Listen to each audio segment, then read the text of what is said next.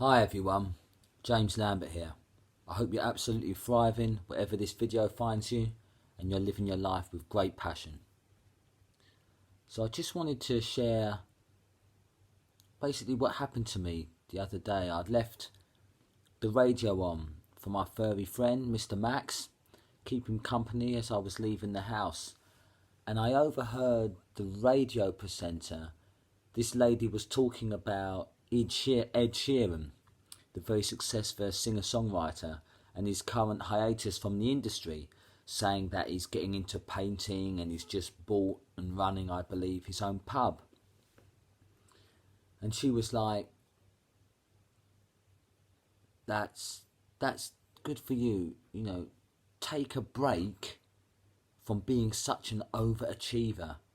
And that sentence in particular, take a break from being such an overachiever, it hit me like a sledgehammer because it brought up a lot of old memories from my childhood. And I realised how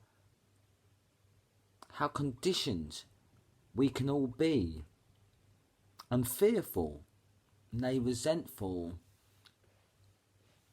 against others' success. It started very young for me. I remember my neighbours bemoaning the fact that a footballer was paid whatever it was, $5,000 a week, which of course in today's wages, when people regularly get over 100,000, 200,000, 300,000 a week, that seems laughable. It seems laughable, but yet no matter. And again, there was no talk on the value they give, the tremendous value they give. No mention of that, of course. And it really is very much a case of a poor mentality. And I don't just mean fiscally, but it's like the crabs in the bucket when somebody gets too high. And I'm very saddened to say it does seem to be indicative of a somewhat British idiomism or a mentality. See, I've seen it time and time again. You may as well. We watch someone, like particularly in the sports arena, we watch someone do well. I remember in my childhood, Stan Collymore, he was a former Liverpool player, I believe, did really well.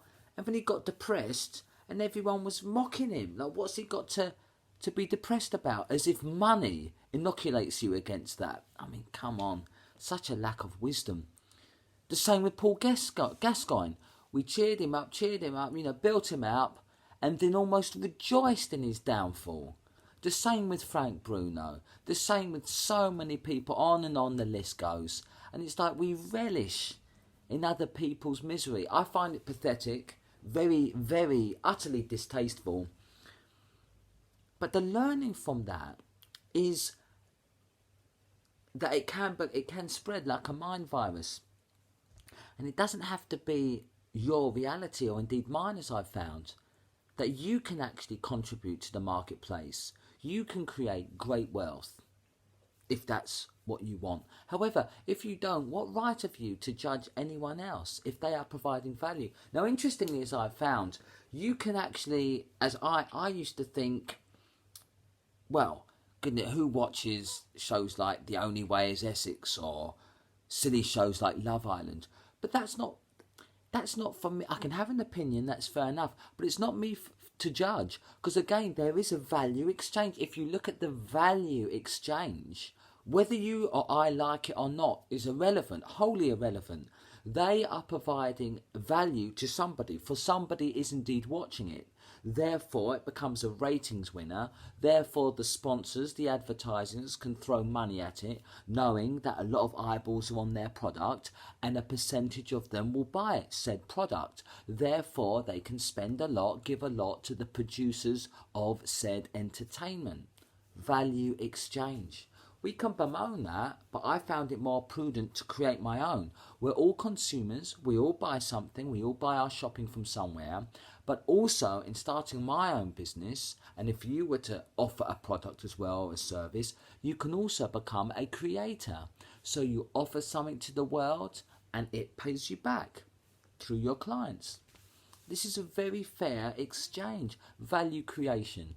So as I say, this is open to anyone. This is what's so beautiful. It's open to anyone, regardless of their background, regardless of their education or qualifications or lack of, regardless of how much money they've got in the bank, regardless of their religion or their sex or their ethnicity, regardless of all of that, regardless of where you live, your postcode, you can provide value to the marketplace, and it will reward that if it deems it fit in any shape, way or form, whether it's entertaining or knowledgeable, practical as someone may find it, help them learn a new skill, whatever it may be, you can do the same. But back to the original point, I think it was for me it was very disappointing to hear that promoted, for she said it, many thousands of people presumably heard it, that talking about Ed Sheeran, to take a break from being an overachiever. And in particular, those two words, an overachiever, really stuck in my throat.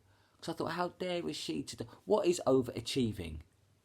We are unlimited beings by nature. What you have achieved hitherto or not, that doesn't represent the sum totality of your exquisite greatness. You and I can achieve more than we even currently dream of. I don't care how big or audacious your dreams are. They are but a billionth of your untapped, uncapped potential. You are magnificent. You are great. Not in a sort of grandiose, Napoleonic, foolhardy manner, but you are great. Now, you may have forgotten that. You may not currently be living up to that greatness. But please, let's not pretend that that potentiality does not lie dormant within you. The fact that you haven't reached for it hitherto is no certain marker of any future success. You can start today, you can start right after this video, no matter what's happened, no matter the odds that are against you, no matter your challenges, no matter your family situation, no matter your economics. You can reach, aspire and attain for far more than you have currently settled for. And I am here to support you in doing that, whether it's as your personal coach or just through the medium of you watching these videos. Whatever you can conceive of doing, start it. You know, starting, it contains genius within it. You know, you're thinking about getting fit. Take that, I encourage you, go for a walk around the block. You say, what difference does that make? You may not have done that for months, no years. It's a start. We can build upon, you know, jogging and then running, and the marathons can come later. But it's a start. The same with picking up a new habit, learning to read, to cook, to swim, to start a business, to maybe find a new relationship, a new love of your life. Whatever it is. And this is what I mean. This is my problem when a radio presenter or anyone says overachieving. For all they are saying in truth, is that they feel like they are underachieving. And this is the real thing. And that's okay. But as I say, keep that to yourself. I've done a separate video. It's easy to be a critic. I say flee from what is easy. Chase after, run after what is hard. All the glory, all the treasure lies behind difficulty, behind challenges, behind obstacles. Not what comes easy. As I always say, there were no queues outside the boxing gym. No, sir. No judgment, you know, whatever the flavour of the month is, trampolining or hot yoga. Yeah, there's queues. You can even get that on all these voucher sites. But there's no queues outside the boxing gym. Why? Because it's hard. I loved it. I relished it then, I relish it now. And I encourage you, go after what is hard and challenging. Yes, the diet may be challenging, but will the rewards be worth it? Yes, indeed. Every time. And so let us not speak no longer of overachieving. Doesn't make any sense. You are unlimited. Your potential is unlimited. So, I hope that has provided some value and some food for thought. No more talk of overachieving. For what is one man's limit? As long as you personally, run your own race. This is another thing in closing. Run your own race. I've talked about the perils of comparison. You know, comparing oneself against others. The only one you need to compare yourself to is who you were yesterday. Are you getting 1%, nay 0.5% better than yesterday? Improving yourself, improving your learning, improving your kindness, your health set, your soul set, your heart set, your mindset, your physical attributes, your mental attributes. Are you becoming a better person, an updated, kinder, more compassionate, peaceful, intelligent person than you were yesterday? Yes? Then more power to you. This is brilliant. And if not, again, no judgment, no self-pity, no self-condemnation. But define your goals, define your values, what is truly important to you, and go after it.